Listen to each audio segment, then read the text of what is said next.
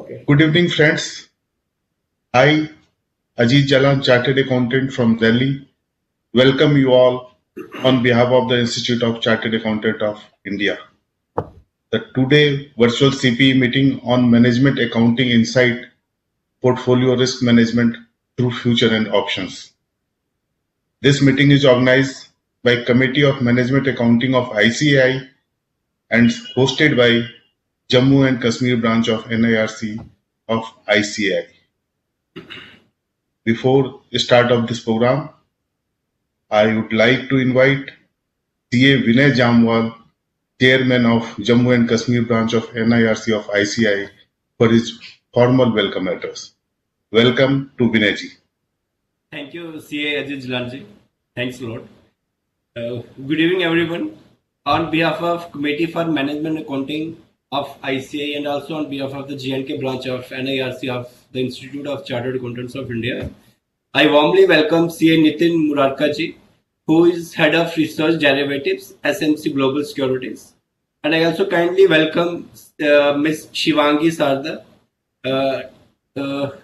eminent speaker, who is eminent speaker of today's topic, and also CA Ajay Singhal ji, who is Regional Council member of NIRC of ICAI. He used to be an ex officio member of our branch for the last year also. Welcome, sir. I also warmly welcome all the participants of this wonderful virtual CP meeting, which is being organized by Committee for Management Accounting ICAI and hosted by our branch, that is Jammu and Kashmir branch of NIRC of ICAI. I also express my sincere gratitude to Committee for Management Accounting of ICAI for giving Jammu and Kashmir branch the opportunity to host today's webinar on Management Accounting Insights, Portfolio Risk Management through Futures and Options. Friends, as we all of us know that very recently our institute has given its approval to the members for trading in futures and options, that is equity derivatives. And today's topic, I'm of the opinion that today's topic is going to be very important, as a great relevance to our members to gain more in-depth knowledge of equity derivatives such as futures and options. With this, I thank CA Nitin Murarka ji and Ms. Shivangi Sarda for sparing their valuable time for today's VCM. Thank you so much, both of you. I also thank CA Ajit Jalan ji and CA Ajay Singhal ji. Thank you so much. Thank you. Thank you. Thank you, Vinay Jamwal ji, for wonderful welcome address. And we all know that the share market is at all-time high, and we need introduction of these moment of the share market. Before inviting Ajay Singhal ji for the introductory remarks, I would like to introduce him. CA Ajay Singhal ji, a graduate in commerce from St. John College, Agra, did his CA in November 1992 with 35th rank All India. Besides CA, he also did CWA, CS, MBA, and LLB. CA Ajay Singhal is a practicing chartered accountant. CA Ajay Singhal is presently an elected member of the Northern India Regional Council, NIRCA of ICAI, and had been the secretary of NIRC for the year 2021. CA Ajay Singhal is an active investor in equity since 1991 and has vast experience in the capital market, including index and stock futures and options. I welcome Ajay Singhal ji for his introductory remarks. Thank you, Ajit ji, for your warm and wonderful introduction of mine. Whether I don't know whether I deserve to it or not, but today I can see a very good program on this portfolio management and portfolio risk management through futures and options. And today we had with us Nitin Murarka ji, a well-known name in the I think index part of this stock market, that everything is connected with the index. And Nitin ji, I will just bring to you, one of my friends known to you also, I think half an hour when we are discussing, that you have wonderful exposure in the Nifty and the Bank Nifty. So today I will love to have you on this, and purely I don't trade in the Nifty and Bank Nifty much, but I will have a lot of insight from you on this part. and also from the Shivangi, I'll get a lot of information. And when, as a chartered accountant, when we talk about this creation of wealth and particularly managing the risk, I think future and options is a wonderful instrument. As Vinay Jambalji has rightly said, the chairman of Jammu Kashmir branch, that the issue of chartered accountant recently in the month of March has permitted, or not permitted, but in fact clarified, because our members were already, because this clarification is not from the prospective date, it is a clarification forever. Earlier also the chartered accountant who was like doing the trade or the transaction or hedging the position with the future and options. So that is not nothing different with the practicing activities. Earlier, we presumed that the chartered accountants are not entitled, not permitted to have the future options. So I think the institute has understood the need of the hour and clarified it to the members. And particularly when we saw a lot of chartered accountants, Nitinji is here, now because we all are the financial giants, I can say. When we talk about the Indian capital market, the Rakesh Jhunjhunwala is again a chartered accountant, the well-known name in the Indian capital market. And I can name Ramdev Agarwal is again a chartered accountant, Nilesh Shah, Munit, this was the name of this person, Navneet Manoj. All the other name of chartered accountants who are driving this market. So I think we as a chartered accountant must be be thinking about the creating of wealth, our wealth, and the creation of the wealth of the clients. If I say that what I said, future and options as a wonderful instrument. Let's say we as an investor, when in detail, Nitinji will be explaining everything. But as an investor, when we are investing in the share market, and we all know the share market is particularly risk averse, how we can hedge our risk, even if we are buying the shares, so we have the risk of shares going down. So how we can, okay, we all are investing in the share market because of gaining the profit. Nitinji, please correct me if I am wrong. Is anybody there you have seen in the life who wants to invest, incur losses? I think no. No, actually, losses are the part of investment, but yes, it can be hedged and managed very well, because it is not possible to make money without losses, but yes, it can be managed with certain techniques. But predominantly our purpose coming in the market is to make the profit, not the losses. But it is inherent. It is inherent in the market that this is the only, when this market, this stocks give 100% return, let's say in 2 months or 3 months, there are equally chances that capital is eroded 10%, 20%, 25%, and sometimes 100%. So now we have to see, we have to study well, we have to understand the dynamics of the investment, how we can hedge our position.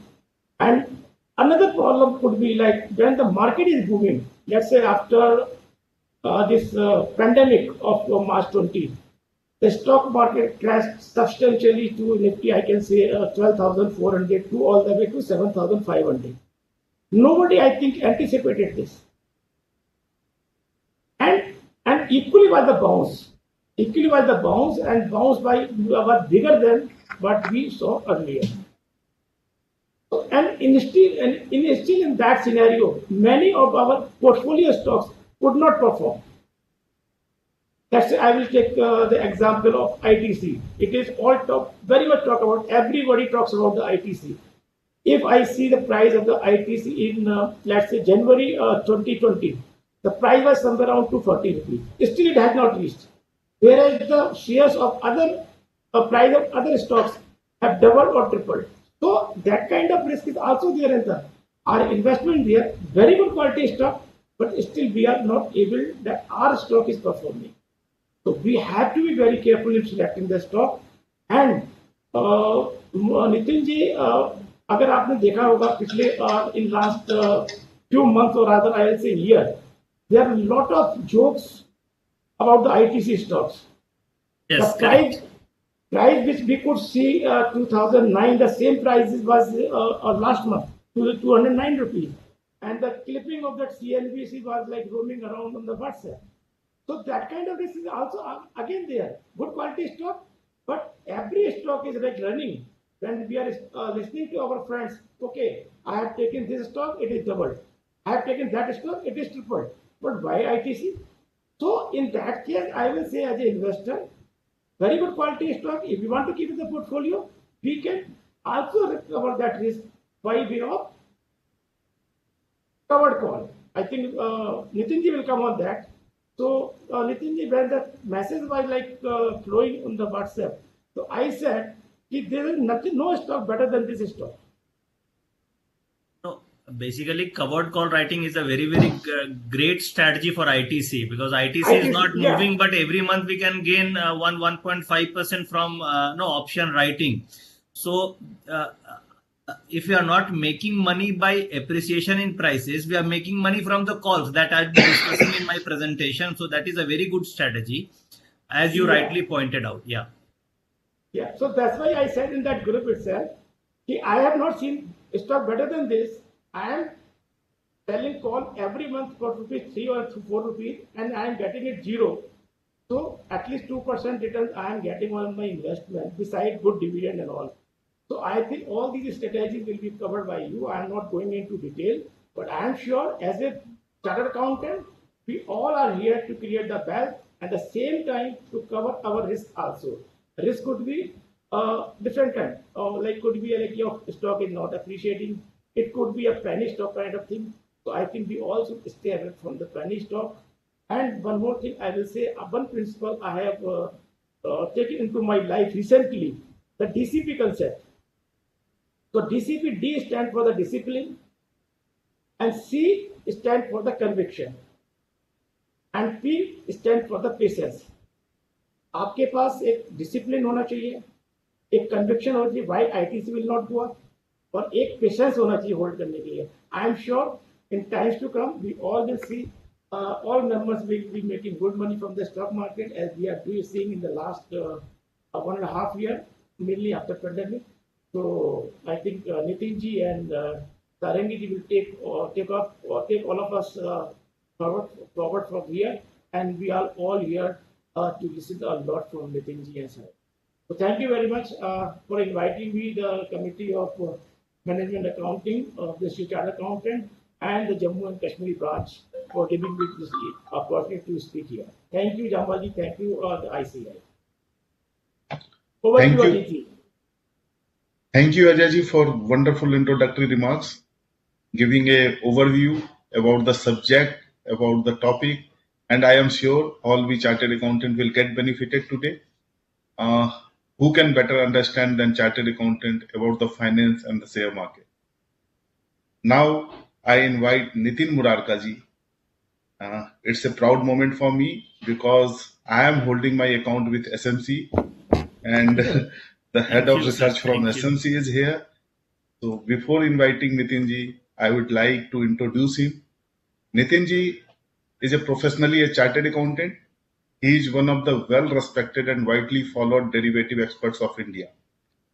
With his strong 17 years of experiences in the domain of capital market, especially the derivatives, his specialization is data interpretation to identify turning points in short-term trends. He has positioned himself as a head of research in derivatives at SMC Global Securities Limited. He is a regular speaker on the various news channels, also have several references in various national newspapers, online business portals, and publications. Apart from the core activities, he has been part of various investors' education seminars and providing basic training of the market research of the business teams. His organization has received the award of Best Equity Broking House in India, Best Currency Broker in India, and Best Broking House with largest distribution network. Now I invite CA Nitin Murarka ji, Head of Research Derivatives from SMC Global Security, for his keynote address. Yeah, thank you very much, Ajit Jalanji, and again, thank you for very, very nice introduction.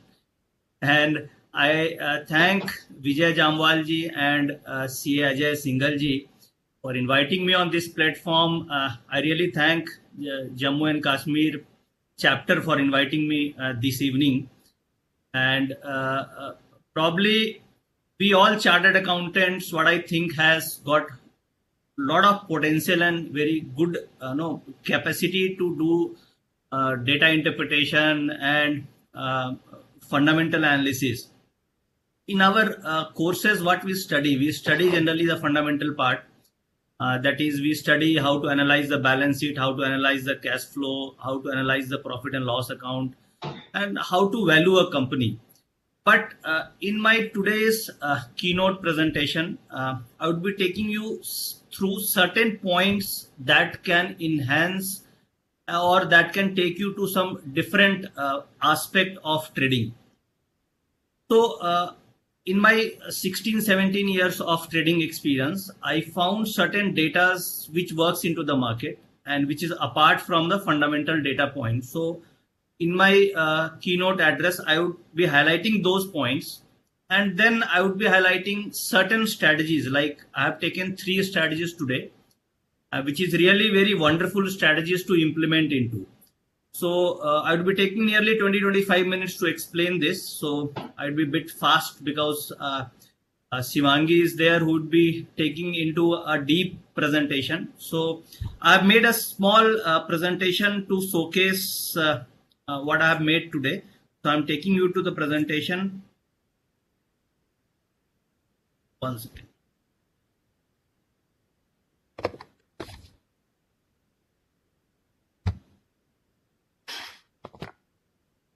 The presentation is visible or?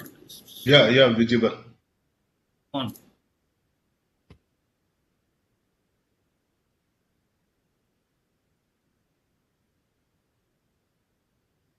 Yeah, it's visible. Yeah. Yeah. So what we are going to discuss today is we are discussing portfolio risk management through future and option. So one is we have to manage the portfolio risk, and second is we have to use future and options. So these are the 2 parts. So everybody, most of us, we have portfolio, and we will be focusing on the risk part, and then how to manage that risk with futures and with options. So this is the topic of today's evening. So before moving to the topic, I would take 2-3 minutes to explain the derivative market. So when we get a data from NSE gives a data, and that derivative data is given in 4 parts. That is a participants wise open interest. So whatever we trade into a derivative segment, that creates a open interest. Open interest का मतलब ये हो गया कि whenever we buy some future contracts, so open interest is created. The interest of a buyer is created. So when FIs are buying, they are creating an open interest. They are creating a position. When DIs are buying or when retail clients are buying, they create an open interest. So like say when we buy in cash market, like when we buy a Reliance in delivery, so we are investing and taking a delivery of a stock, or when we are buying a ITC, we are taking a delivery, or we are just investing. But when we create position in derivative segment, we create a position that is called an open interest. Now in NSE or in Indian market, we have 4 participants. The participants number 1 is prop funds. Prop funds like SMC is a proprietary fund. Edelweiss has got a prop desk. So proprietary funds are generally a bigger funds where the fund size is nearly more than 400-500 crores. Then there is a FIs, DIs and clients. These are the 4 participants into the derivative segment. And the data that NSE gives is a participants wise open interest. This data is available every evening from an NSE website. So why I'm highlighting this point? Because we members, we chartered accountants, should try and focus on this data, and this data helps to identify who is buying and who is selling into the market. Now one question I would ask, out of 4 participants, who is the stronger hand? Like we all fall in the category of clients. we all fall generally in the category of clients. FIs have got very big funds. DIs too, like DIs means it's a mutual funds. LIC, they have again got some big funds. Proprietary, they again are a big funds. So these three are a stronger hands, and retails is a weaker hands. Why? They have a limited capital, limited knowledge, limited resources. Point number 2, option trading or a future trading is a zero sum game. That means if clients are making money, then prop FIs, DIs must be losing money. Or if FIs is making money, then clients must be losing money. So what I found in backtesting, that if you backtest the data for last 4-5 years, so you will see that most of the time clients are losers. If you look at a annualized return of any client, retail client who is trading in derivative segment, 95% of the retail Indian clients are net into a loss. If you look at an annualized profit, if you look at an annualized balance sheet, he is into loss. So then who is making money? Prop FIs, DIs, they are making money from retail. So now why I'm highlighting this point, we need to look at this data from NSE website, that what FIs are doing. If FIs are going long, then we should follow the FIs, because normally FIs are the stronger hand. If proprietaries, they are going long, they are buying Nifty futures, we should also buy Nifty futures. So this data is available on NSE website. It is called participants wise open interest, and this data works very well. This can be used by the members. This will help you in derivative trading. So now moving to the next slide, there are certain points or certain things which works into the market, and that has been used by most of the derivative analysts and most of the trading experts also. So the point number 1 is open interest data. Open interest data has two kind of open interest. One is futures open interest. We have two open interest data that we get. One is the positions created in futures is called future open interest, and the second is open interest created in options, that is called options open interest. So this options or futures open interest, they gives you the clues of the market, that what is going to happen into the market. So what the members or what we should do is we should study how to analyze open interest, and that is easily available on Google. You can search the open interest interpretation. Like you will find that if the open interest is rising and the prices are also going up, so that is an indication of long build-up. That means somebody is buying the future contracts. If the prices are going down, like say Nifty has gone down today, Nifty was down by 80-90 points and the open interest went up, so that indicates a short build-up. Short build-up का मतलब ये हो गया कि open interest went up, यानी positions has increased, positions has been created into the market, and Nifty has gone down. So when Nifty is going down, the position is increasing, so that indicates a kind of short build-up scenario. So when we analyze the open interest, we get a clues that what is happening into the market, what kind of positions are being created into the market. So this is one data point that we should look at. You can note it down, these points. Then second is delivery data. Delivery data, what is delivery data? Like say when we buy ITC, one is buying ITC for intraday trading, you don't take the delivery. And the second is you pay the money to the broker and you take the delivery of the stock. So there are many stocks where there is very handsome delivery. Like if you analyze the data of Reliance has got an average delivery of 50 to 60%.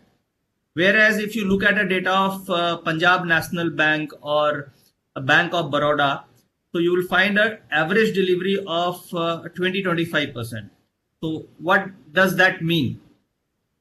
Suppose 1 lakh share is traded during the day, and if 50% of the shares is taken into delivery, so that is called 50% delivery. If only 25% of the shares are taken into delivery and rest 75% is intraday trading and jobbing, so that is called low delivery stocks. So what we should do is, as a investor, we should only invest in those stocks where we have a high delivery percentage, like SDFC Bank, Infosys, Reliance. These all stocks are high delivery stocks. They have an average delivery percentage greater than 50%. Those stocks where delivery is less than 25%, we should not invest in those stocks. Why? Because most of the speculation activities are happening in those kind of stocks. Delivery is not happening. So delivery data is very important, and we should, before investing in any of the stock, before buying any stock in our portfolio, when we are thinking of buying any of the stock in our portfolio, we should check delivery data from NSE website.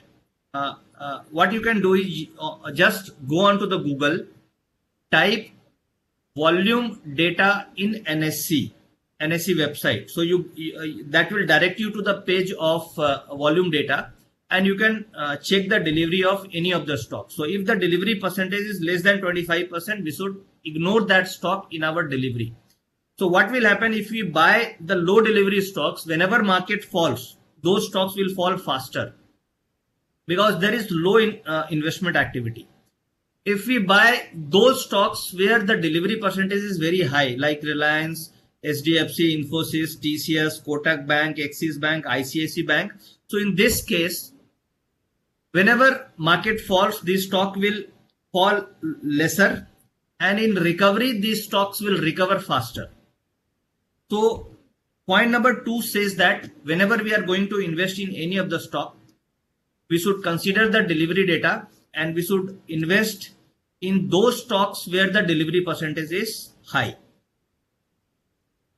Third point is for option traders, those who are trading in options, like if you are doing a covered call writing, or you are doing a naked options buying, or if you are doing a spread trading like bull spreads, bear spreads, or butterflies, straddles, strangles.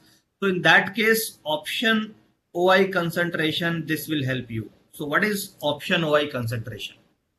Option OI concentration means we have to find at which strike there is a maximum open interest concentration. Like say SDFC Limited, which is trading at 2700 something. So we have to find out the puts open interest and calls open interest, and we have to find out at which level there is a maximum open interest of calls and put. So at calls, if there is a maximum open interest at calls, that act as a resistance, and maximum open interest at puts, that act as a support area. So this data can be found on NSE website also. You can find the option. This is called option chain actually. This is called option chain. You might have heard of put call ratio or option chain. So this data is called option chain. So what we have to do is we have to analyze option chain, and every topic will take 1 hour to understand and analyze. So I'm not going in depth, but I'm trying to highlight this point so that you can you can give time and you can explore these topics. So this will help you in option trading, option OI concentration. Then put call ratio. This is a very, very useful tool. There's two kind of put call ratio. One is put call ratio for intraday, and the second is put call ratio for a complete week. As we know that on index we have a weekly expiry now. Earlier we had a monthly expiry, but now we have a weekly expiry. So there is two ways to analyze a put call ratio. One is to look at an intraday PCR, and the second is to look at a weekly PCR. Intraday PCR is very, very useful for intraday trading. And if intraday PCR, put call ratio, what is put call ratio? Put call ratio is a put position of put position divided by call position, that comes to a ratio. So if put call ratio is greater than 1.25, so we call it as a bullish market in intraday. And if the put call ratio is less than 1, it is say 0.9, 0.8, then we call it as a bearish market or negative market in intraday. But if we are looking at a weekly PCR, then the interpretation is slightly different. Like say 0.9 is called a oversold market and 0.1, 0.6, 1.7 is called a overbought market. So again, this is a very vast topic, put call ratio. What you need is you need to explore it, study it, how to use a put call ratio. But put call ratio is very, very useful if you are an intraday option trader. And we backtested this data, and this has got an accuracy of nearly 65% in intraday trading. Then as a members, we are very well versed with fundamental analysis. We have knowledge of all the ratios, but we can learn technical analysis. Technical analysis, a basic learning, like we can focus on a basic patterns like double bottom, double top, a simple trend line. We should not go into the depth, but a basic technical analysis will help you. And to read where to get the information, you can go with John Murphy. John Murphy is a very good and simple book where you get all the patterns and everything. You can note it down, John Murphy. And the second is there is a website called Chart School, chartschool.com. So you can refer the website chartschool.com. And second is you can read a John Murphy book. So these two will help you in understanding the basics of technical analysis. So as a members, we should learn these points. And then these days, automated trading and algo tradings are getting very, very popular. Most of the strategies are done by algorithmic trading at proprietary desk or at FI's desk or at DI's desk. 95% of the trading is done via an algorithmic platform, and only 5% of the trading is done via punching or manual. Whereas on the retail side, like retail clients, nearly 85 to 90% of the trading is done manually, either by calling or by on internet or mobile. Whereas only 20% is done by a algorithmic trading. So what as a member we should focus on? We should focus on algo platform, algorithmic trading, algorithmic strategies, because coming days, if you look at next 3 to 5 years, most of the trading will be shifting to an algorithmic platform. In the current scenario, if you look at the volumes of NSE, so 80% of the volumes of NSE is contributed by algo trading platform, and only 20% of the volume is contributed by a manual punching. So today or tomorrow we are going to shift mostly to the algorithmic trading. So what we should focus on? We should focus on algo trading and algo based strategies. So what is algo based strategy? Any concept like as I discussed, put call ratio or OI concentration or delivery data, any concept that can be programmed into a computer language, that is called algorithmic trading. So whatever thought that we have, we can program it based on volumes, based on say 1 hour breakouts. Like say if we do a programming, like one strategy, like say the market opens at 9:15, and from 9:15 to say 10 o'clock. So if the volume of 9:15 to 10 o'clock is more than 10 lakhs, say this strategy I do algo, if the volume of 9:15 to 10 is greater than 10 lakh, which is an unusual volume, so we can take the high low of that candle, and if the high is broken, then we buy with a stop loss of low, and if the low is broken, we sell with the stop loss of high. So this is one of the algo strategy which can be implemented, and which has got a hit ratio of more than 60%. With a return of nearly 6 to 7% per month. So this can be done.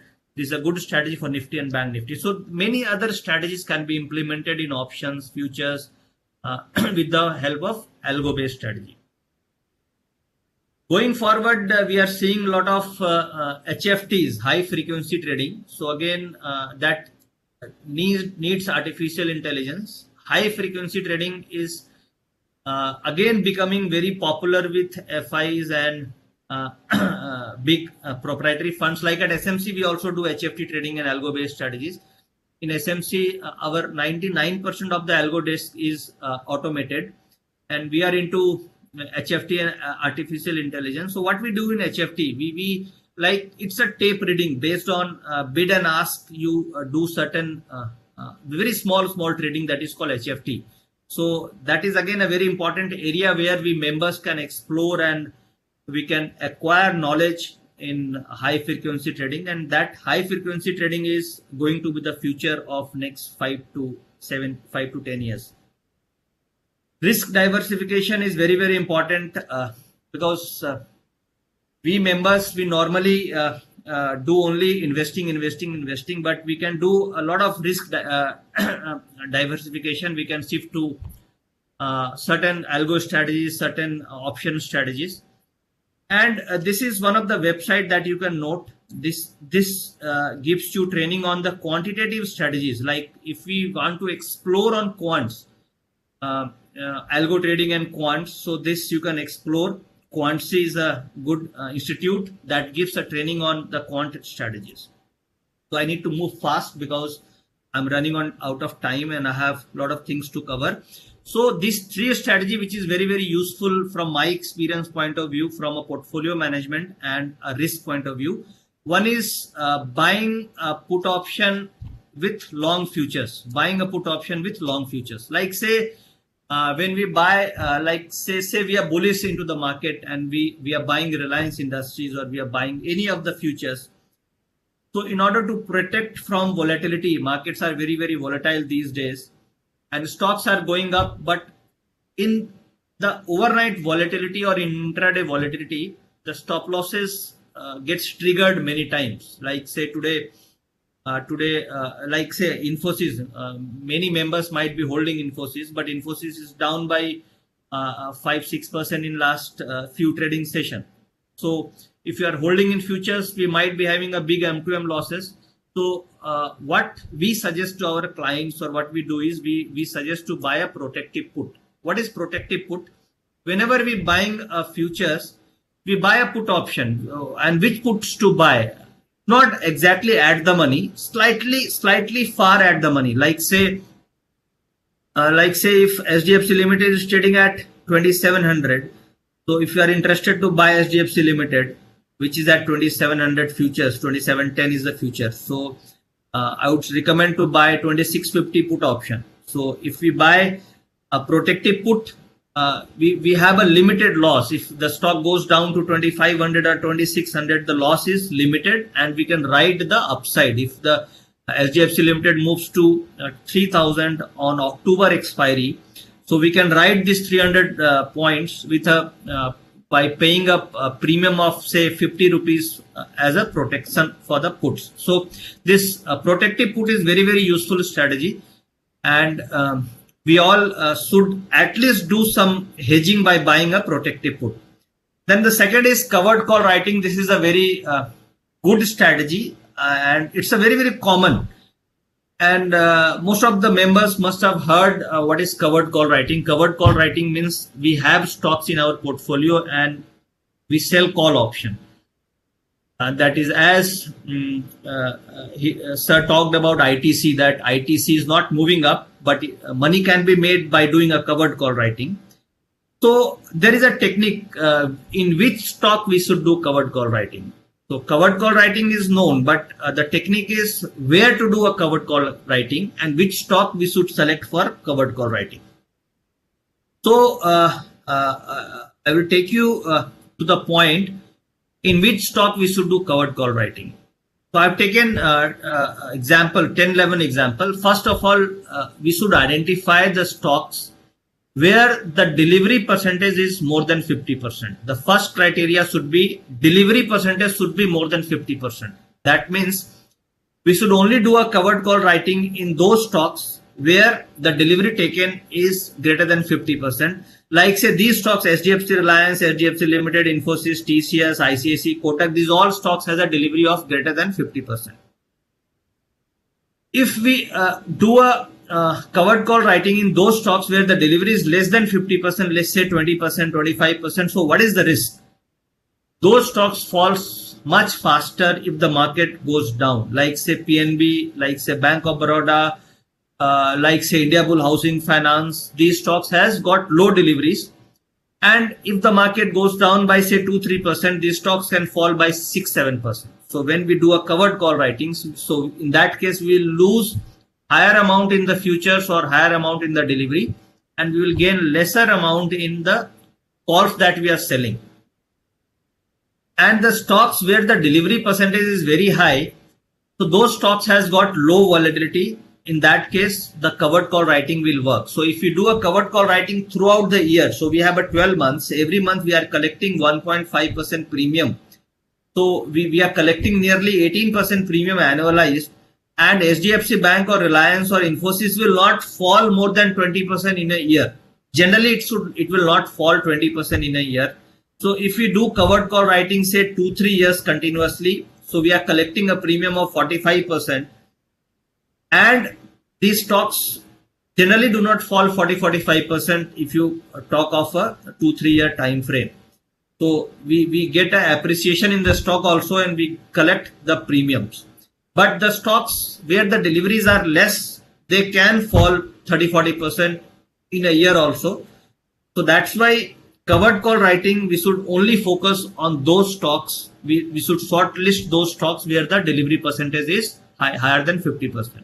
Now the question is how to find out the delivery percentage. That is available on NSE website. You just search on the Google delivery percentage of Reliance or any of the stocks, that will take you to the NSE website.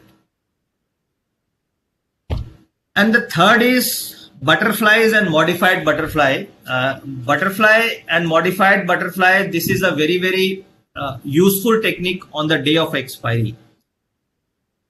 Normally, with the help of options open interest data, we are able to identify the expiry range. Like say, every Thursday we have an expiry, and we have 52 expiries in a year. So when we look at a option OI concentration data like index, there is a call writing, there is a put writing. So like say index is trading at, for example, 17,500 now, or say Thursday today is the expiry. So what at 10 o'clock, if you look at the data and you see that 17,500 is the support level based on puts open interest, and 17,600 is the resistance zone based on calls open interest. So what we can do is we can create a butterfly. Butterfly, you need to study a bit. Butterfly, what we do is we buy a call option. We sell twice the buying of call option, and we again buy a call option. So this requires, in order to create one set of butterfly, it requires 35,000 to 40,000 of the capital. So, and risk is nearly 20-25 points on the day of expiry, and the rewards are nearly 70-75 points on the day of expiry. So with a risk of 25 points, we can target a returns of 50 to 55 points or 60 points on the day of expiry. This is only a intraday trading. So I'm taking you to the butterfly. This is a very useful strategy on the day of expiry.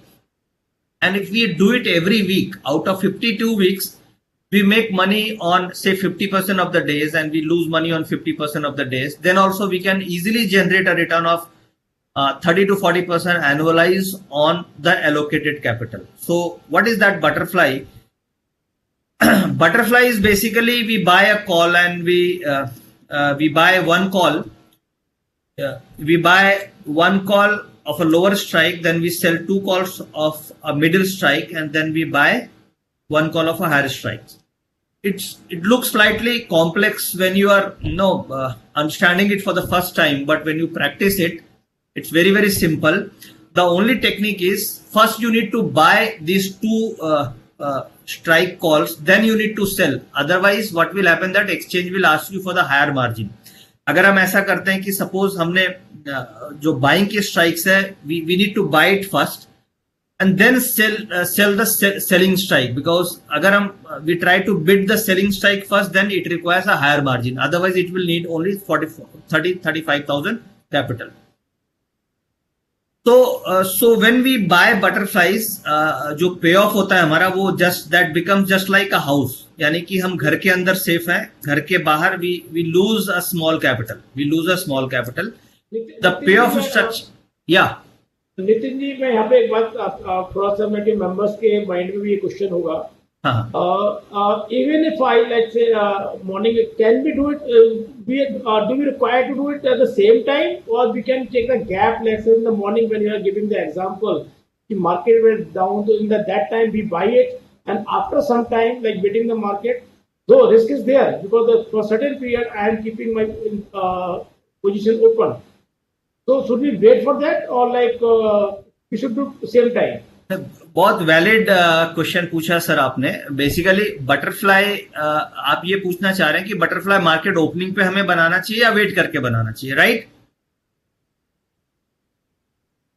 Sir voice नहीं आ रही आपकी. Your voice is not coming.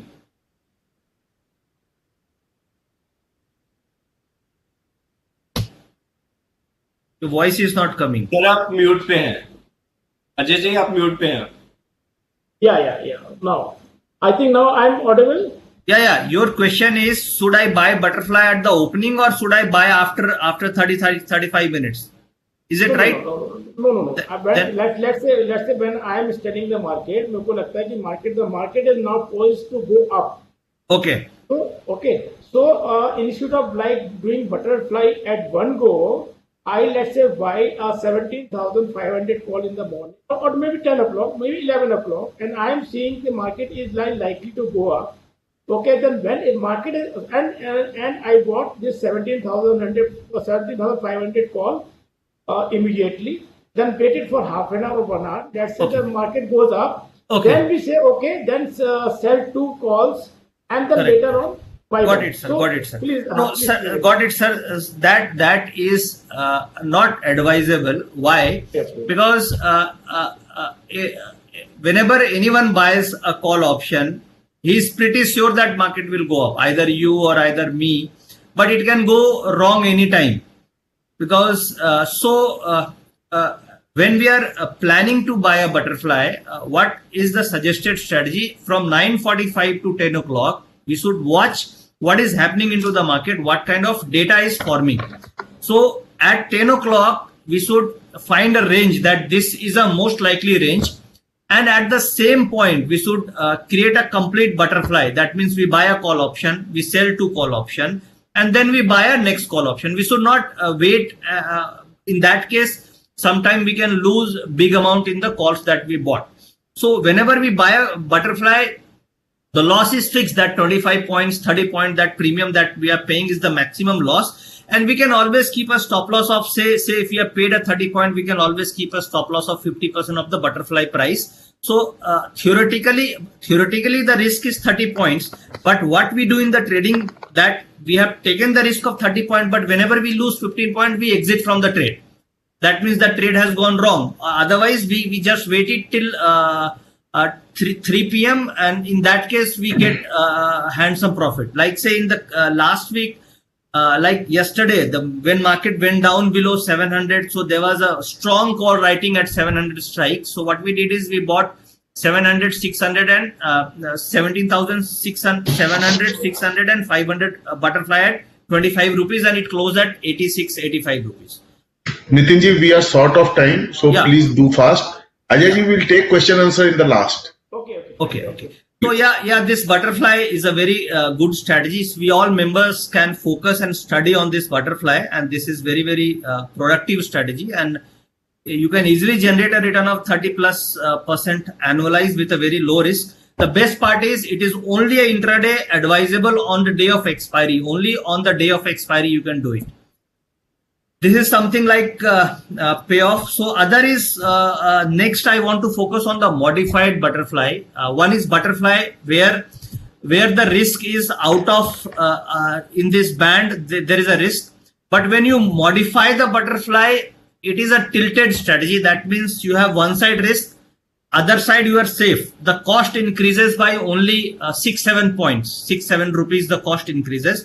So what we do in the butterfly, modified butterfly, जो ऊपर की highest strikes हम खरीद रहे हैं, जो हाईएस्ट स्ट्राइक्स हम खरीद रहे हैं उसको हम एक स्ट्राइक नीचे खरीदते हैं. लाइक से फॉर एग्जांपल सपोज हम 17,500 की बटरफ्लाई ले रहे हैं. वी आर बाइंग 17,500 की कॉल, वी आर सेलिंग 17,600 की call, and we are buying 17,000 800 call, तो उसको modify करके we buy 750 call. We just reduce it by 50 point and we modify it.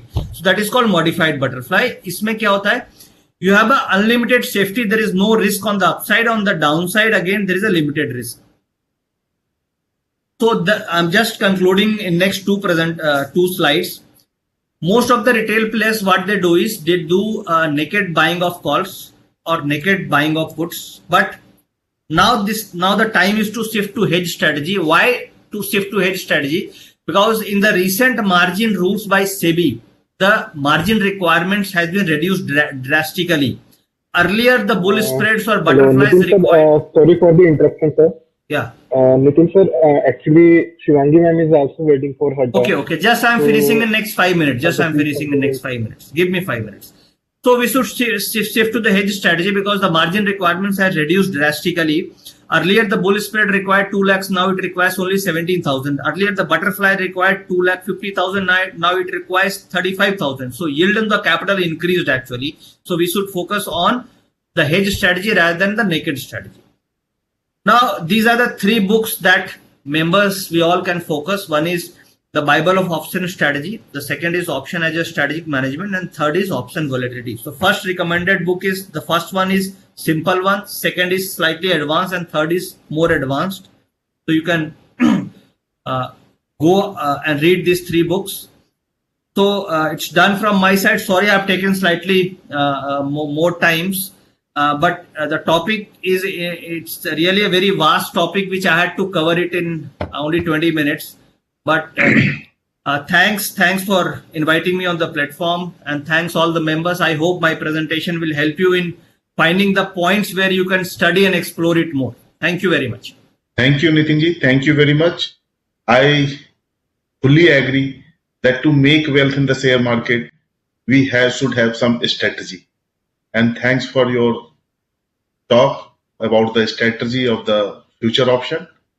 Now I invite Mrs. Shivangi Sarda for his keynote address as an eminent speaker on the topic. Before inviting Shivangi, I would like to introduce her.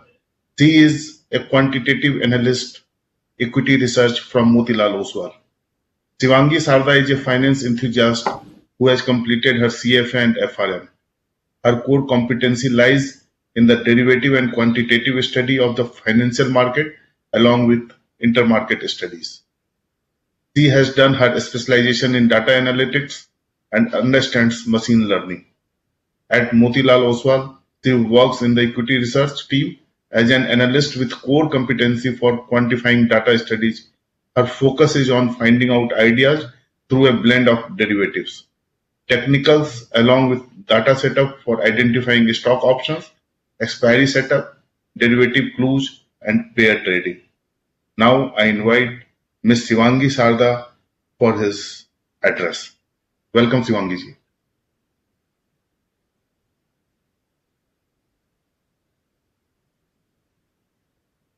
Shivangi ji, you are on the mute. Yes. I hope you all can hear me now. Yes.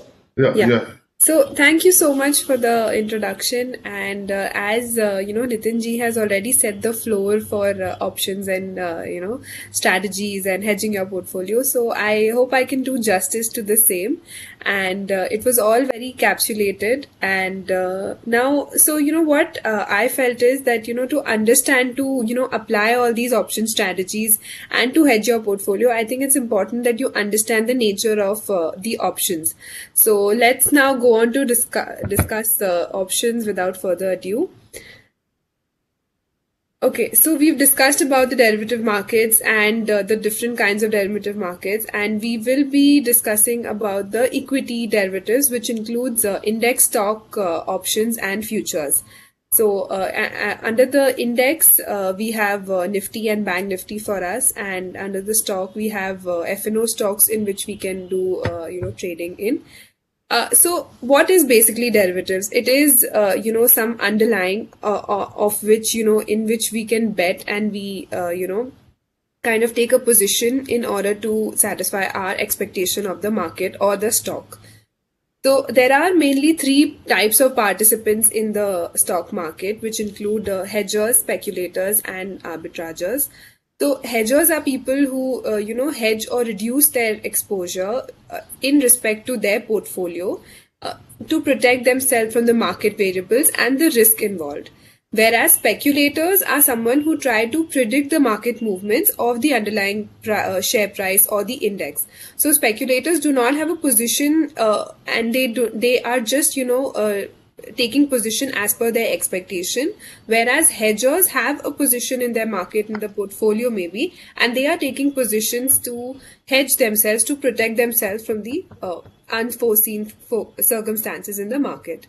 Next, we have the arbitrageurs who exploit the price difference in any share or any index in the different markets. For example, we have the NSE and the BSE market in India. So, or we can also see the cash and the future price if there is a difference in the markets, in the different markets. So we can, the arbitrageurs are the people who try to exploit this difference and make money out of it. So these are the three people who are participating in the market. Next, why should we do derivatives? Why is it so important, and how does it help us improve efficiency? So a derivative enhances price discovery because there is so much of liquidity in the market, and especially after the COVID-19 era, we've seen that the participation in the market has increased multifold. And give it you can take it on writing that the kind of participation that has increased in the last 1.5 years is only going to increase by more than 5 times in the next 2 to 3 years, because of the kind of the liquidity, the kind of gushing in of funds in our market has been immense. So due to this liquidity, the price discovery process has become really very smooth. And due to this, all the financial market integration has been taken place, be it the FIs, be it the DIs, or be it, the retail. So this, this entire market has become very efficient, and this helps us do the price discovery. Then there is, we can reduce risk with the help of derivatives. We can hedge our portfolio using futures and options, which helps us in portfolio management and reducing our risk. Then there is some kind of lower transaction cost, and also there has been lower margin now that the exchange has come up with that. Even Nitin ji mentioned that if you are doing buying and selling of options together, there is some sort of lower margin that you will have to pay. So all this acts as a benefit of why you should participate in the derivative market. So a quick difference between the cash and the derivative market. I know we all are very well versed with this, but just going through that. So cash market, there is, you can purchase as many shares as you want, but derivative, there is a fixed lot size which is maintained here. Cash market is used for investment and usually for a longer period of time, and derivative market is used for hedging or speculation or by the arbitrageurs. The cash market is entire money is put upfront for the shares which you have bought, but in case of derivative market, only the margin amount is required. So the entire exposure reduces here in the derivative market. So in the cash market, you are a part owner of the company. That means you get a share in the voting rights, in the form of voting rights. But in case of derivative, there is no ownership or there is no voting rights as such which you get. In case of cash market, we are also entitled to dividends, but not in case of derivative market. Cash market can hold the stocks for a lifetime, or you can even, pass it on to generations if the stock is from a, very good company. In case of derivative, it has an expiration date, which is usually the last Thursday of every month. Cash market does not offer leverage, but derivative, since only the margin is put up, so the leverage here can be used, and this is where we can benefit. So talking about options, there can be, either buying of options or selling of options. So broadly, there are the put side and the call side. So, when you are expecting the market to when do you buy an option? When, you are maybe expecting the price to rise. So then you can buy a call option. But if you are expecting the price to fall, then you can buy a put option. And similarly, in case of sellers, when we are expecting that the share price will not move, more, but we are just having a very range bound move, but we are sure that the price will not, not fall. So we sell a put option. In case of selling a call option, we are sure that, the price will not rise, and we are expecting that the price will fall. So in that case, we can sell a call option. Also, apart from, doing all this option buying and selling, we can do a mix of all this and apply strategies which involves bull spread, bear spread, calendar spread, strangle, straddles, butterfly, iron, condor, and many other strategies which you can use, and, which is simply a mixture and simply a combination of buying and selling call and put options, and which in case it can reduce the exposure and reduce the risk which you are taking in the market. So this is how we do option strategies to reduce our exposure and risk. So we've discussed this, broad classification between option buyer and seller. Option buyer is someone who pays premium and has the right to, exercise it as long as he is holding the option. And option seller is someone who receives the premium and he is obliged to the buyer. And in case of option buyer, time decay works against the buyer and time decay works in favor of the seller. We'll be discussing time decay in the later slides in option Greeks. In case of option buyer, risk is limited to the amount of premium that you have paid, but reward is unlimited. In case of option seller, risk is unlimited and reward is limited to the amount of premium that we have received in the position. This is just an example which I wanted to take to prove the point that option buyers are someone who make money only 33% of the time, whereas sellers are people who make money the rest 67% of the time. Now let's see how. So suppose, Nifty is trading at 17,500 odd levels. Now, only 3 scenarios can happen at this point of time. If, at expiry, that is, the last Thursday of the month. We've just started the series today. So let's see where the expiry is headed to. So in that case, either it can go above 17,500 or it can close near 17,500 or it can shoot below these levels, right? So, if we buy one lot of Nifty call at 17,500, at say, suppose, rupees 100. So let's see what happens.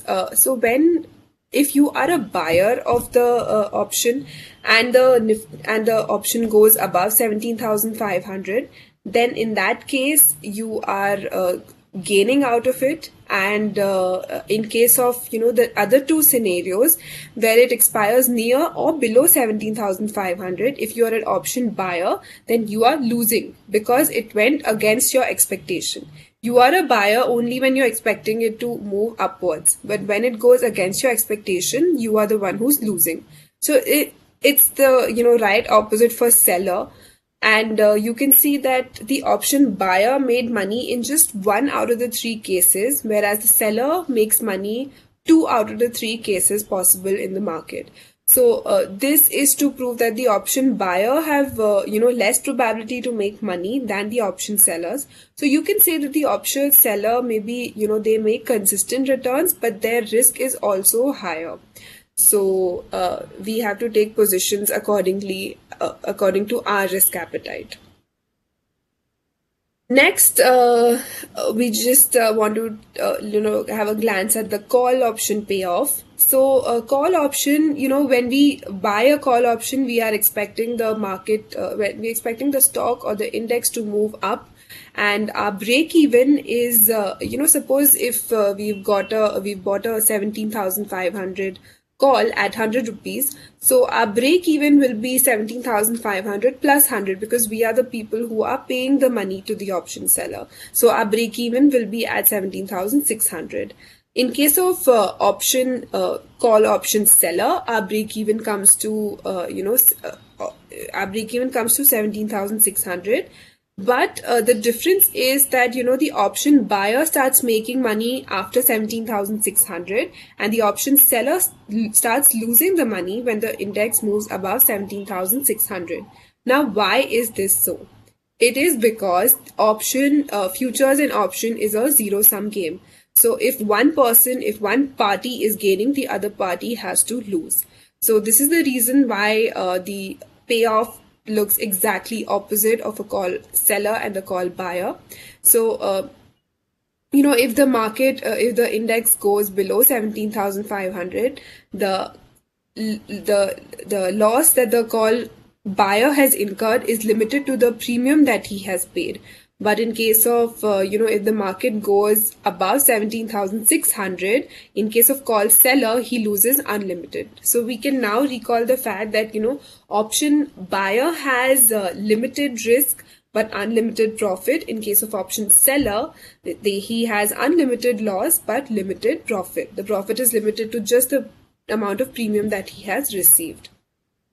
Next, we discuss the put option, which is, when are we buying the put option? When we are expecting the index or the market to move down. And similarly, when we are expecting, the market to not move up or, remain moderate, then we are selling the put option. So in case of put option, the break-even comes to the strike price minus the break-even point. And in case of put seller, the break-even point comes to strike minus the premium received in case of put option seller. So this, the logic behind the put option buyer and the put option seller is the same as we discussed in the call option. So this is just a mirror image of all the option payoffs, which is useful for to remember at a glance. So you can see that it is sort of like a diamond shaped thing. So it comes long call, the payoff is in such a way, the short call is in such a way, and the long put is in such a way, and the short put here in this way. We can understand the break-even points of each strategy, each leg, and we can accordingly take positions. Next, the option strategies which are used. So there are a number of combinations that we can do. Like, Nitinji discussed about the butterfly strategy and how we can combine buying and selling. So, what they do is that, the naked positions that we take in the market, they become quite risky for us. And when we are buying and selling, simultaneously at the same stock or the index, it just reduces the risk and it maximizes the return in comparison to taking the naked option positions. So traders can take advantage of this flexibility, and combining options can really do wonders for the portfolio. So this is how we can use option strategies for our benefit. Next, we come to, the factors which really affect the option value. So there is a few factors which, like the stock price, if the stock price is moving up, that means it is positive for the people who have bought the call price. So it is positive for call price, but when the stock prices moves up, the put prices comes down. Similarly, in case of exercise price, which is also the strike price, so in case of, if it goes up, the call price moves down, and in case of put price, it goes up.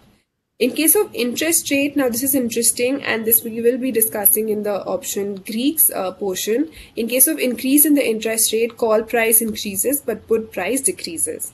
In case of volatility, it is good for both call and put buying.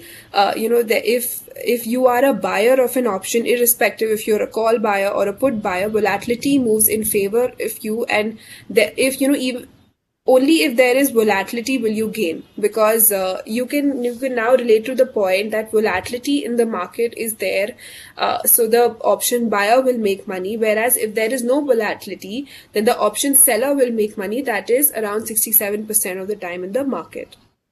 time to expiry, it works against both the call and the put. So larger time to expiry is good for the call and the put buyer. In case of dividends, if you are holding a call option and if the company decides to declare a dividend, it is not good for the call price. The call price decreases. In case of put price, it is opposite. In case of so it increases. So these are some of the factors and difference between futures and options. So there is a very, it comes under the derivative market, and they both are used for hedging the portfolio. But there has been a lot of differences between the two. So futures, we require, the contract to be met at the end of the expiry. But in case of options, there is no such obligation on the buyer. In case of futures, we have higher margin as compared to options, and futures are preferred by speculators and arbitrageurs, whereas options are preferred by hedgers. Futures are unlimited profit and loss potential, but options, if you know the risk reward, the scenario when you are buying or selling the options. Now, let's just quickly take an example just for, easy. So, understanding. So, in case of Tata Steel, the lot size of Tata Steel is 850.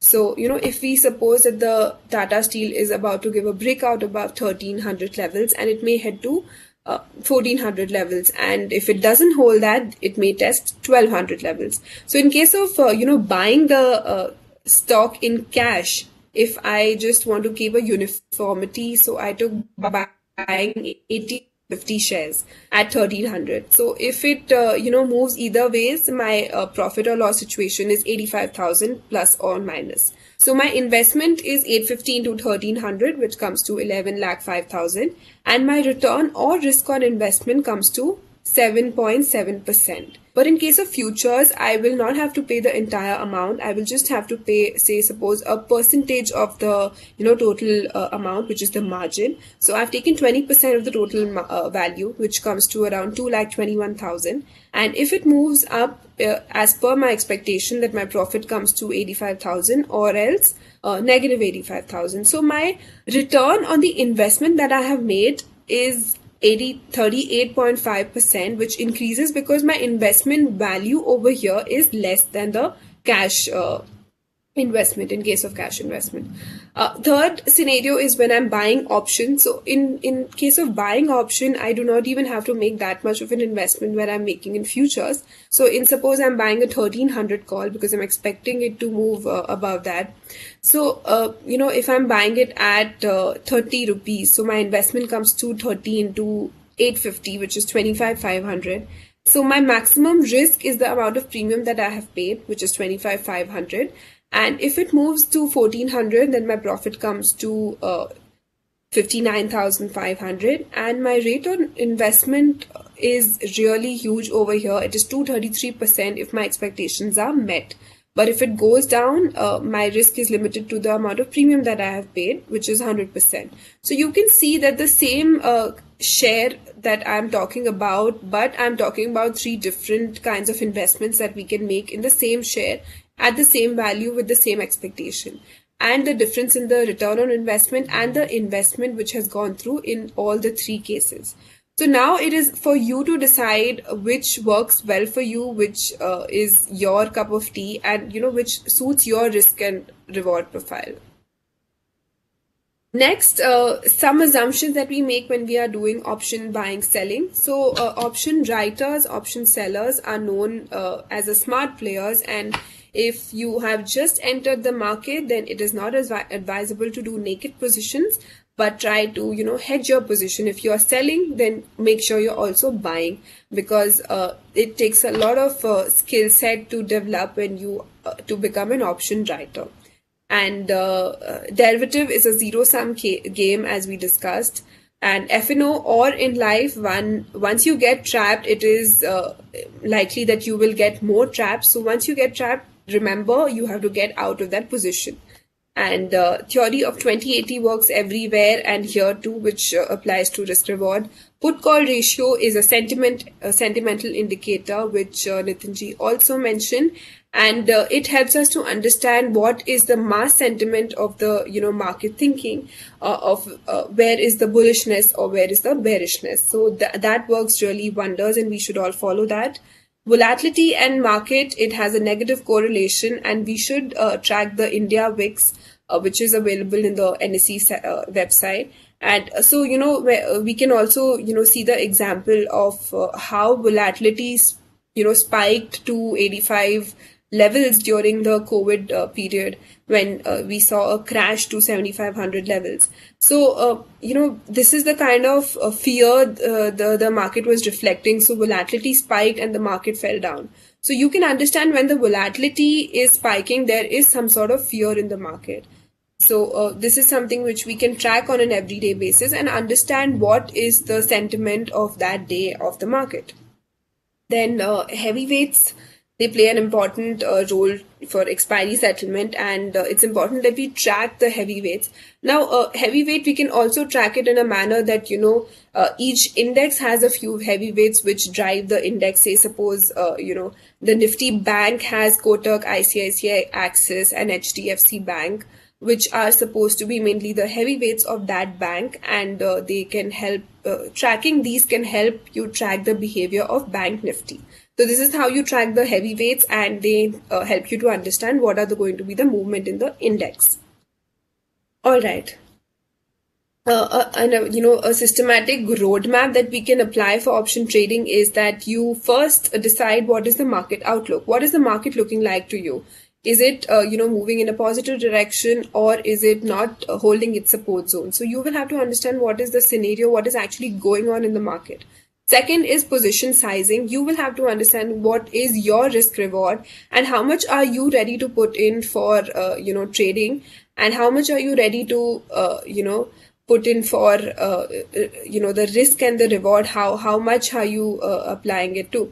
Then you have to understand that what kind of level is crucial to enter and what kind of level is testing again and again. So this will all happen when you start tracking the option pricing. So once you start tracking the option price of any stock or any index, any strike that you are liking, so you will understand what is happening in the option pricing. Say, suppose, it is not breaching a certain level, and it is testing that level and again coming down. So you will know where you have to enter the stock option and where you have to exit the stock option. So this is how you track and you understand the price behavior of the option.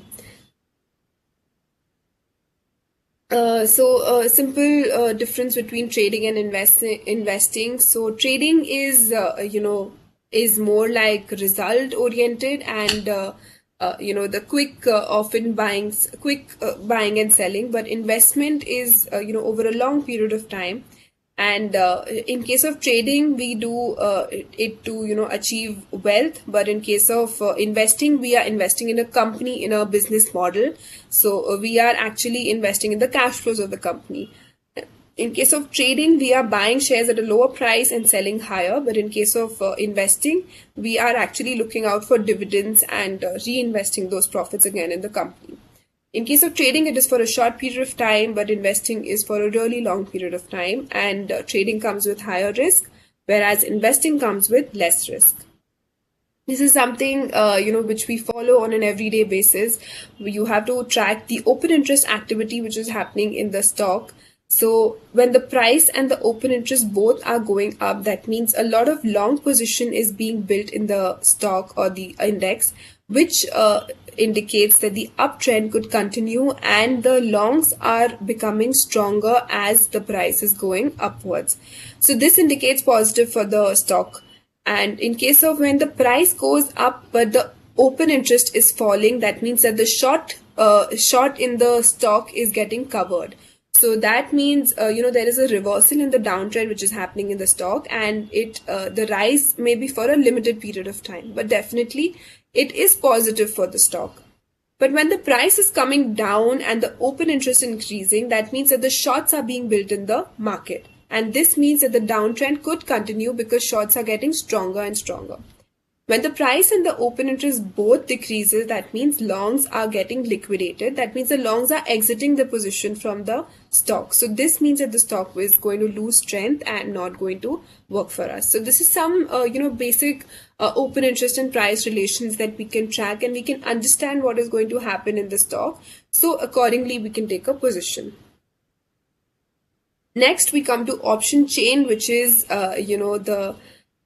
which is easily available on the NSE website, and we track the option chain on a very regular basis to understand the premium, the implied volatility, the open interest activity which is happening in the different strikes of a stock and index. So the volume is important to see because it shows us how many options are traded in that particular day.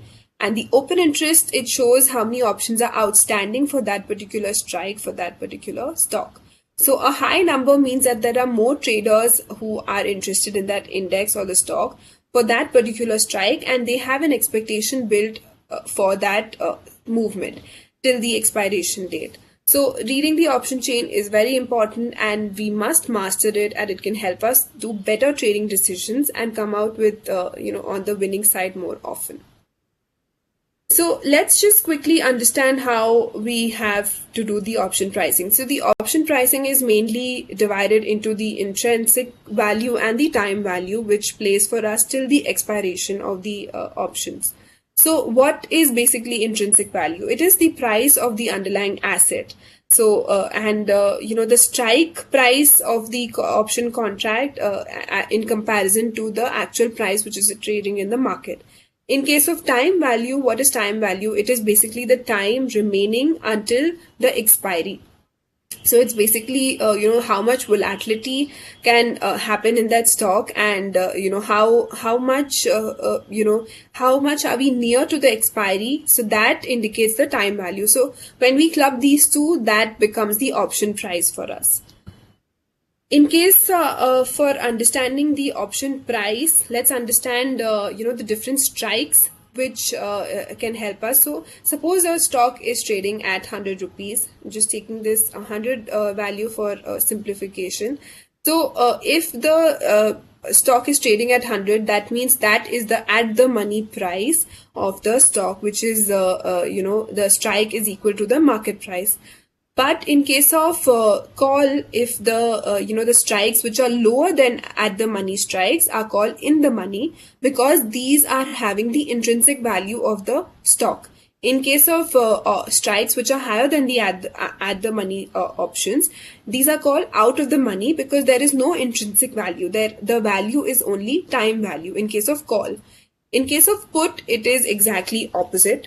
And at this note, I would also like you to take you to the option chain. I hope you can all see my screen. Yeah, now it has become blank. Okay, I'll just... Yeah, visible.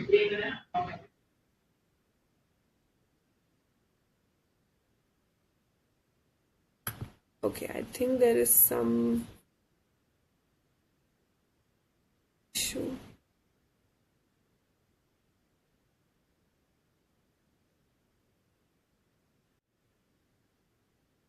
Okay, I hope you can see the screen right now. Yeah. Yeah. So let's just, I've just come to the NSE option chain, and this is the Nifty index option chain. We can understand that the, the pink highlighted, this left side is the call side and the right side is the put side. And the pink highlighted strikes are the in the money strikes, and this is for call. And these are in the money strikes for the put option. But these are out of the money for call option, and these are out of the money for put option. So this is where we can understand what kind of volume is happening in the strike, what kind of open interest which is increasing or decreasing in that particular strike of that particular stock or the index. We can also change, and we can also go to any stock whichever we are liking and look at the kind of option activity which is happening. So the higher volume or the higher open interest indicates that there are a lot of expectation which are being built in that strike, and people are expecting that option. So suppose if I am looking at suppose Nifty, and I can see that the highest call OI, the highest call OI, I can see it at maybe 17,800. So I know that the people, no, sorry, it is at 18,000. So I know that the people are not expecting the market, to move above 18,000 within the week, but they are, if it is trading at 17,500, so they are expecting a 500 points move till 18,000 right now. But where do I see the maximum put OI? Let's see. So I see the maximum put OI at 17,400. Everybody with me, following me? So the maximum put OI can be seen at 17,400, which means that the market is not going to fall below 17,400. This is the kind of consensus market expectation that it is being shown in the option chain, which is reflected here, because this is the kind of participation, this is the kind of movement that is going to happen because people are the one who are participating. So we can understand that what is the expiry level and till what is the range, and we can accordingly take position in that. So the intrinsic value of a call option is spot minus the strike, and in case of put option, it is the strike minus the spot. We can also calculate this on going back to the option chain, but I don't think time will permit. So you all can try it at home, and yeah.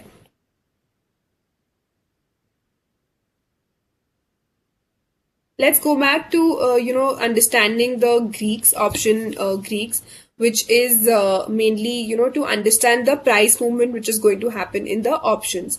So mainly the most common Greek that we usually see is the delta, which is the change in option premium divided by the change in the price of the asset. So this is important because it measures the sensitivity of the option value to a very small change in the price of the stock or the index. So it is basically the speed at which the option moves if the underlying asset moves above or below. So I've taken a quick small example over here, so which we can understand.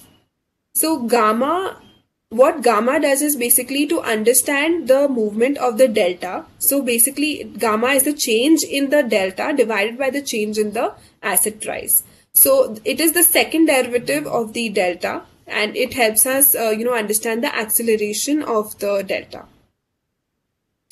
So this signifies that the speed at which, the option will go either in the money or out of the money due to the change in the share price. So this is how we understand gamma. Now, why is it important to understand delta and gamma? This is because, when we are expecting some share price to, increase or to come to a certain strike price, it is important to understand that at what rate will, my expectation will be met. So, to understand that, it is important that we go back to the option chain, calculate the delta and the gamma, and make our portfolio in such a, delta gamma neutral way that it does not affect a very large increase in the share price. Next is theta, which is, it measures the sensitivity to time decay. So as I mentioned that, the more the time left to the expiry, the more good for the option buyers, as they have a lot of, time frame for volatility to happen in the stock, which is in favor of the option buyer. So it is a 1 day decrease in time to the expiration. And there is basically, if we are, you can see by the graph, if we are, a long way to the expiry, then the time decay is at the maximum. But if we are near the expiry, time decay decreases. And as we inch towards the expiry, time decay becomes nil. So theta is basically the everyday price decay which is happening in the stock option.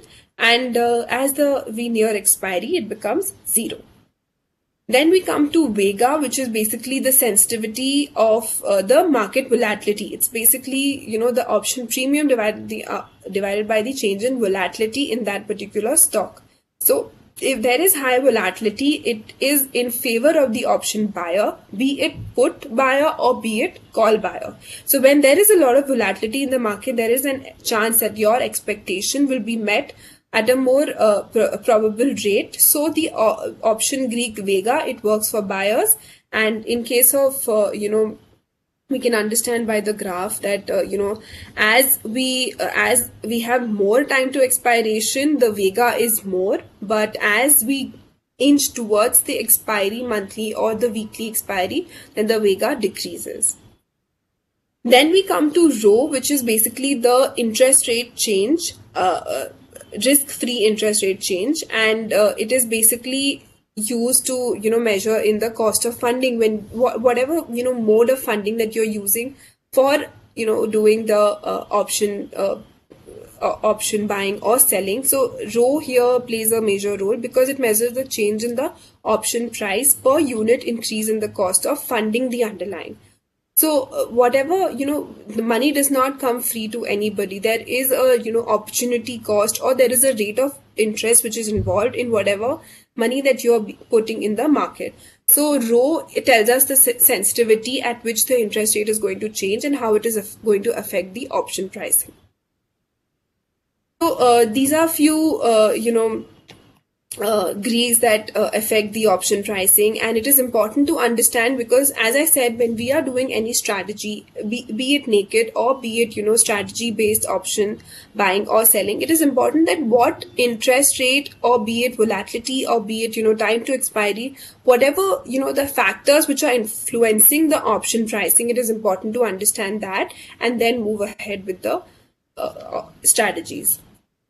Next, we come to, making a diversified portfolio. It is important that, we make a portfolio which is a all-weather portfolio because be it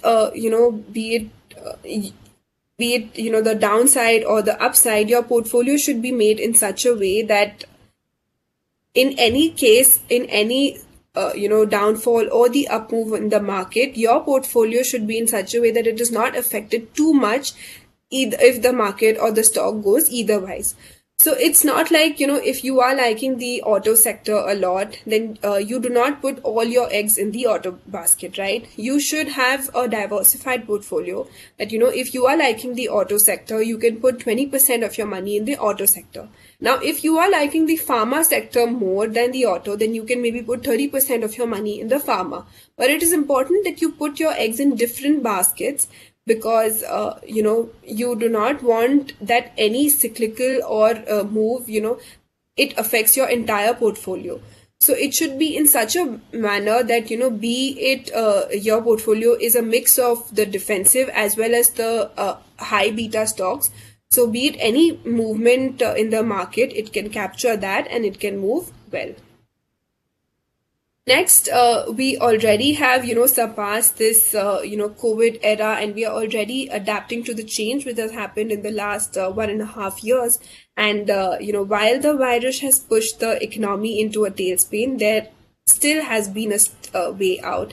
And the unparalleled economic blow which has given the rise to the virtual world, possibly anything can happen. If you all are sitting in Jammu Kashmir and I am sitting, some other part of the country, it is quite possible that, we are connecting on a Friday evening and it's like, we are not even meeting. So when we have come to this point that the virtual world has been created between us, then you can understand that we can actually utilize any opportunity amidst any adversity.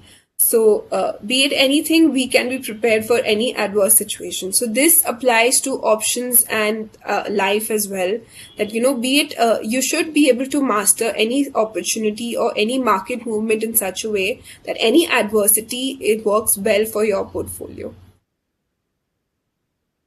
Lastly, you should put your money to work harder than you, because just saving is not enough. Investing helps your money to grow.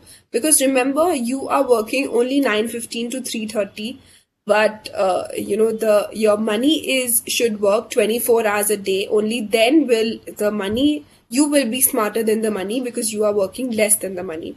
So grow in corpus and generate good wealth, be it with trading or investing.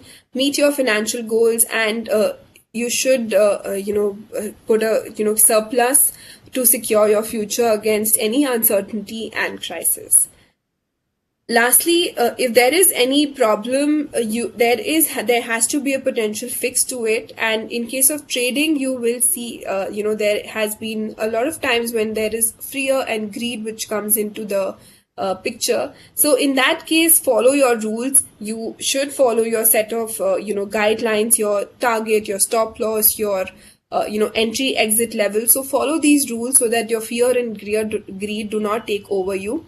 Trading on impulse is, something which can be very dangerous. So create your routine in which, in whatever period of time of the day, if you are someone who can trade from 9:15, or you can, someone who can trade, after 2 p.m. So that is totally how it works for you. So you will have to figure it out for yourself. And forcing a trade to work is not going to work. Take breaks as we need it. And, plan your trades ahead very responsibly, and have an active lifestyle so that your performance is not affected.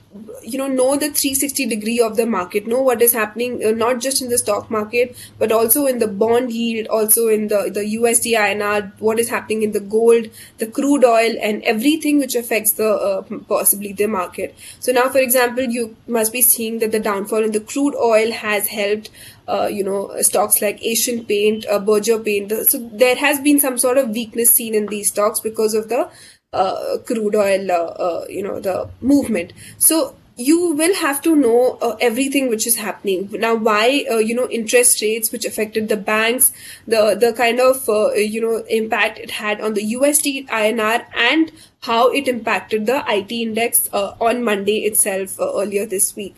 So you will have to know what is happening 360 degree in the market, and not just, what is happening with your stock. So, and also, if you take, if you fail somewhere, or if your studies have not worked, don't take it personally. Embrace it and learn from it, and, never let a win go to the head or loss to the heart. And after all, the problem has a solution. So this is a mantra that I swear by, and I think it really works well. Lastly, you should plan your trade. There should be a checklist that you're following, a time frame of the trading. So for this, I think, the best way is to maintain an Excel for all your trades. And you should be, writing your trade, whatever you have seen in that particular stock or the sector which is working for you. And you should mention that, and you do your own research. Whatever research you've done, I think you should clearly mention it in the Excel. Also do your money management. How much money are you putting in at what point of time, and how much are you being able to make out of that? Backtest your strategy. If some certain sort of strategy which does not work for you, check the accuracy, and if it doesn't work for you, don't use it. And if it works for you, then you should do more research on that and apply that. Maintain a trading journal, which is very important. As I said, you should maintain an Excel, and you should see what kind of accuracy or what kind of profitability that you're having with the kind of money that you have put in. Also, manage your stress. So, once you start doing everything systematically, your stress will automatically come down, and you will be able to plan your trades in a better way. Lastly, stock market punishes greed and fear, but rewards patience and discipline. So be it option trading, be it, in life, you should not let greed and fear overpower your emotions. And you should have patience, the kind of, discipline that you should follow with your target, stop loss, the entry exit level points, and, at what point, if you are getting trapped, then you should exit the option trade, because once you get trapped, you are likely to get further trapped. For any other, I keep updating, various studies on my Twitter. There is also the rollover which we saw yesterday. So the Nifty rollover had come down, which is quite lower than its quarterly average this time, which is around 74.9%. So we could see that the short covering was seen in the index, and now it is facing some sort of hurdles, to move to a higher level. But in case of Bank Nifty, the rollover was quite high, at 83.5%, which was higher than its quarterly average. And this is because there has been a lot of traction in the banking index because of the strength that it is gaining and the kind of volatility. Even the implied volatility of Bank Nifty soared to 23-24 levels, which is at its multi-months high levels. So due to that, Bank Nifty and the banking stocks outperformed the entire market, and the rollover also stood out higher in this index. So I think all this data study, it just adds up and helps you, where the market is headed to and where it is going to really land up to. So this was from my side, and for more such, you can stay connected to us, and we can help you learn more about the market. Thank you very much, Shivangi, for a wonderful presentation, and it was obviously a depth presentation from express to expert knowledge. There is a time of question answer session, and the panelists will be Shivangi, Sharda, and Nitin Murarka. And I will also invite Ajay Singhal for some of the questions of the member related to institute. Ajay, question from you that are members holding COP allowed to have transaction in FNO? Yes, today also I had chaired one of the CC member. The Institute of Chartered Accountants, I think on 18th of March has permitted our members. In fact, not permitted, it was already there. They have more of a clarification. The members are entitled, they are permitted to take the future options trades. So there is no bar on it, and this is not prospective, but rather it is a retrospective. Whenever you are carrying this kind of trade, it is permitted. So I think now, and I'm also like I was a little bit suspicious whether I can take the contra trade or the hedge trade. So we also got a clarification. Even we can trade the neutral trade. We can do only future and options instead of hedging our existing portfolio. So both way, whatever suits to you, we can do it. Members can trade and can carry the transaction in the future and options. So there is no bar on it. So now it's open for us. Thank you, Ajay. Now the question from the Nitin Murarka. Any recommendation regarding technical analysis like using Fibonacci or Bloninger? Fibonacci and? Bloninger. I don't... Bollinger. Yeah, Bollinger Band. Yeah, correct. So, Bollinger Band and Fibonacci is a ratio basically, and that works well when we are calculating retracement or support level. But Bollinger is a trending indicator, so that depends on your trading appetite. But if you compare between Bollinger and Fibonacci, then Fibonacci is a better indicator to find a support and resistance level, so that works. But if we are a beginner, then what we should do is we should first learn the basic chart patterns and then use the Fibonacci ratios to find out the support and resistance level. And Bollinger Band is an indicator which is used to find a trend or basically find out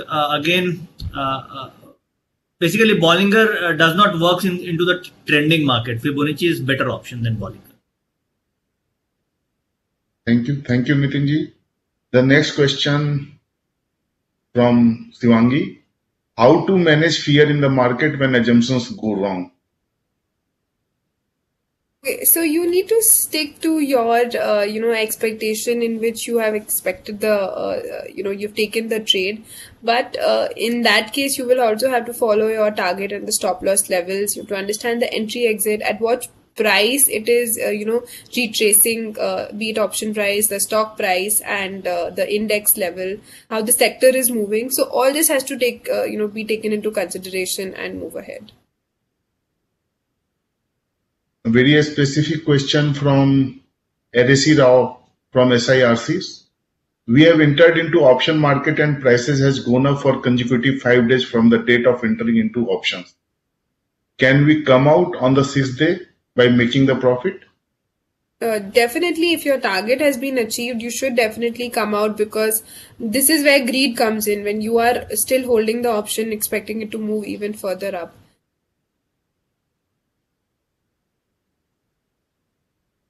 Nitinji, can you repeat the name of the books again? Some members are asking, which you have shown your presentation. 1 second, I will get back to my presentation. Yeah. In the meantime, can I ask one question to Shivangi? When Nitinji is opening the presentation. Yeah, Yes. Ajay, please. Yeah, Shivangi, I think you mentioned in your presentation no obligation on the buyer in case of an option. And as I understand, even presently, there is a SEBI rule when even the buyer and the seller, if the options, let's say I have purchased, taken the ITC call at 210 rupees, and the call has gone up, and there is somebody seller at 210 rupees, the seller is required to give the delivery. And the contrary to that, the buyer is supposed to take the delivery. Am I right? It is that way, or some other obligation you are talking about? No, so basically the option buyer has an obligation to either sell or keep it till expiration. But in case when he decides to sell, then the option seller has an obligation to buy it back from him. So this is what the obligation that we are talking about here. Obviously, when we near expiry and how the stock prices movement, that affects a lot on what kind of exercising, what option buyer is going to exercise. Okay, thank you. Yeah, Nitinji, over to you. Yeah. These three books I was talking about. The book number 1 is the Bible of Option Strategy. So this book contains a variety of strategies, like say, it gives you, like say, if you have a bullish view, what all combinations you can do. If you have a bearish view, what you can do. Suppose you want to have some regular income strategies. So what strategies can be done, and you can even combine and do lots of, you can create strategies. Like say, if you learn 50-60 strategies, and you can create say 200 plus strategies by combining those strategies. So this book number will help you in understanding the option strategies, and all basic concepts are required. It's not much knowledge required to read this book. And the second is Option as a Strategic Management by Macmillan. This will give you certain in-depth knowledge, like as delta, gamma, vega, theta, time value, plus other Greeks, other index strategies. So this is a certain in-depth kind of book. And third, this option volatility and pricing. This is this totally is on arbitrage, like we do delta hedging and we do gamma hedging. So that kind of strategies, this will help that book. So for basic, you should go for book number 1, then book number 2. And if you're looking for some very advanced strategy, then book number 3. Thank you, Nitinji. Can you suggest any good book for Elite Wave? Elite Wave, I am not studying or not following it. I don't have any idea on Elite Wave. Okay. Coming to the next question raised by the Prasanna. As all of us are aware, major movement in market are dictated by FIIs. Is there any technical analysis available which can predict future FII inflow or outflow on the same lines as is done for stocks? So, yes, this is true that major movement is created by FIs or bigger hands. So what we can do is we can track the participants wise open interest in derivative segment that is given by NSE, because we cannot get the future data. That is not practically possible. But what we can find is we can find the present data, what they are doing at present, and what is their expectation, what kind of positions they are creating, and that will really help you. Like in the expiry week, if you analyze the data of last 5 trading sessions, FIs have reduced their long positions into the market, and what we have seen in last 5 days, the market went down by 300 point Nifty. So what FIs were doing, they were reducing their long positions from Monday, Tuesday, Wednesday. They reduced their long position. Even on the day of expiry, they reduced their long position. So that's why Nifty came down. So what we can do is we can track the data, and we can try to find out what can happen into the future. So that data has got an accuracy of 65%. We back tested it, and that has got an accuracy of 65%.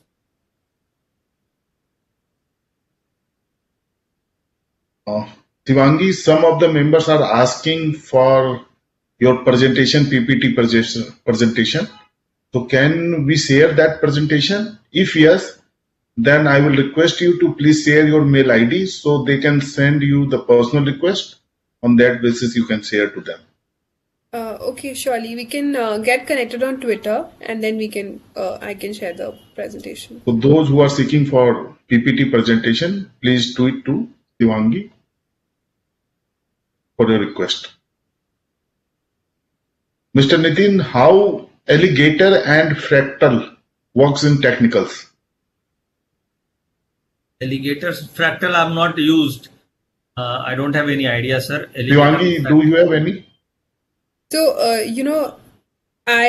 usually in technical analysis, we see all the indicators, they are based on the price itself. And, whatever indicator that we can use, I think we should only stick to a few indicators which works and which you understand, and not go for, very complex ones, because by doing that, you'll only make a mess out of the chart. So I think stick to the simple and the normal one which works best. Generally, what we found is a simple things works better. Like simple chart patterns, like simple trend line, like higher highs, like lower lows, higher highs. These kind of simple dot theory really works into the market. You can simply combine 1-2 in the indicators with the chart patterns, that will work.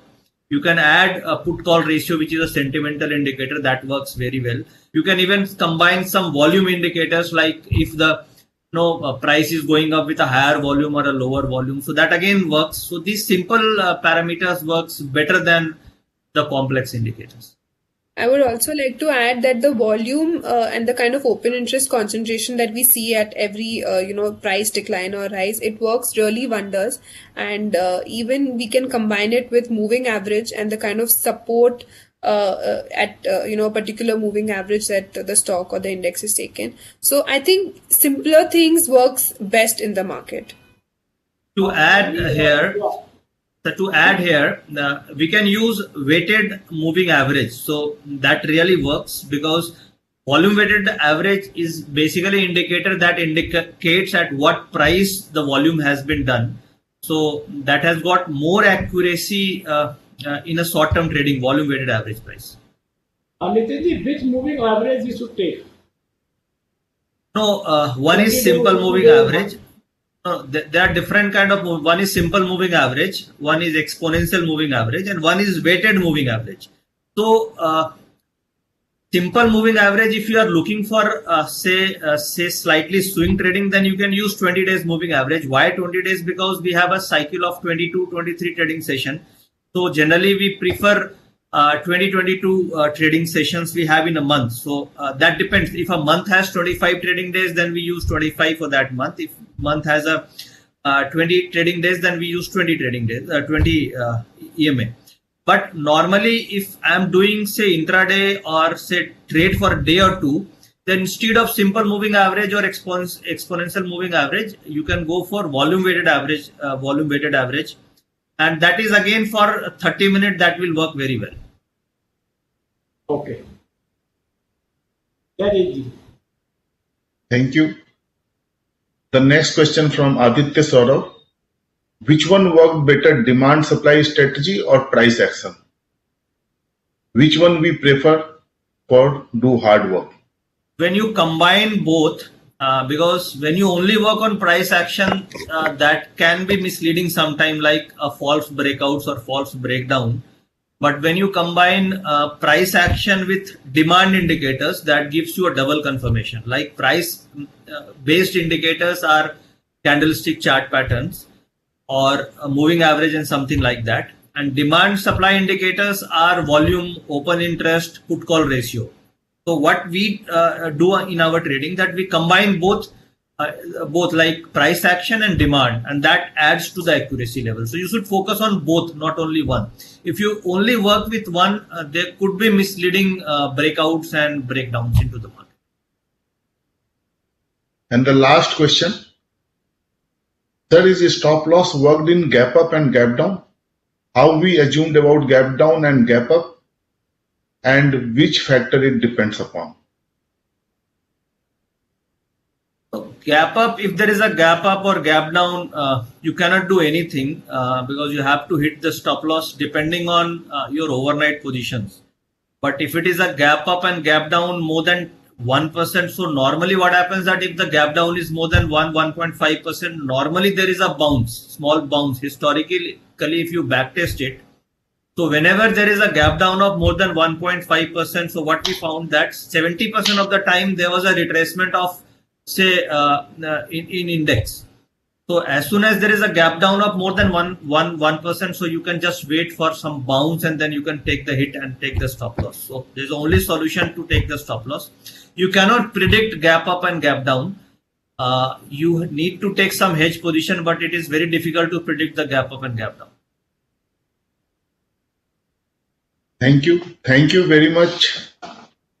First of all, I would like to thank the Committee of Management Accounting of ICAI for managing this show and hosted by Jammu and Kashmir branch of NIRC.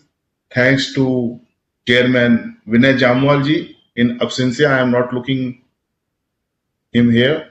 So thanks Vinay Jamwal ji for taking pain in organizing such wonderful seminar. There is no doubt today we all has become more wealthy by the knowledge of future and options and getting the best of the best strategy for the market. And from here onward, we all will make good money out of this market. My sincere thanks to Ajay Singhal ji, Regional Council Member of NIRC, for giving his introductory remarks about the future option strategy. Thanks to CA Nitin Murarka ji, Head of Research Derivative SMC Global, giving brief about some important strategy of the capital market, how to understand strategy and how to deal with these strategies. And thanks to my sincere thanks to Shivangi Sarda ji from Motilal Oswal for giving a depth presentation, and the people, all the members are asking for your PPT presentation. So you are requested to share with them. All members, those who want her PPT, please tweet her and send your request for PPT presentation. And last but not least, my sincere thanks to all Chartered Accountant, all participants, all members, and Institute of Chartered Accountant for organizing such wonderful seminar, and we are looking forward for more such seminar in future. Thank you very much, and we close meeting here. Thank you very much, and good night to all. Thank you, sir. Thank you, Nitin. Thank you. Thank you.